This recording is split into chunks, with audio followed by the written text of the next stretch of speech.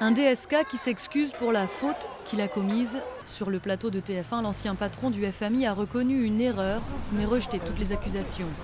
Un message assez diversement jugé. Sans surprise, ses soutiens de la première heure ont plutôt apprécié la prestation. Pour l'instant, Dominique Strauss-Kahn ne demande tout simplement qu'à pouvoir exprimer sa vérité, à proclamer son innocence. Au-delà même de la justice, il veut faire la démonstration que les caricatures calomnieuses qui ont été faites à son égard sont inexactes.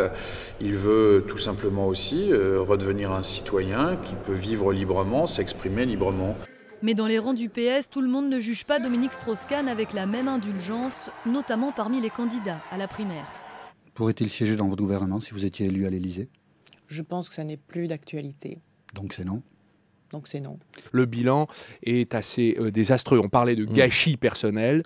Je crois qu'il y a un véritable gâchis, y compris pour toutes les conquêtes qui ont été acquises pour les droits des femmes. Le droit des femmes. Et justement, du côté des associations de défense des droits des femmes, l'heure est plutôt à l'indignation, d'autant que l'ex-favori des sondages doit livrer une autre bataille, la plainte que Tristan Banon a déposée pour tentative de viol.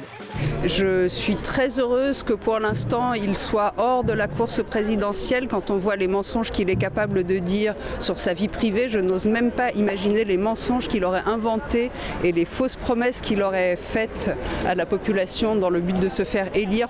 Côté politique, si DSK renonce à être candidat à la présidentielle, la ligne du parti est claire, on passe à autre chose. L'actualité du Parti socialiste n'est pas le commentaire, les jugements, les appréciations sur l'intervention d'hier. Je crois que c'est une position que j'affirme ici.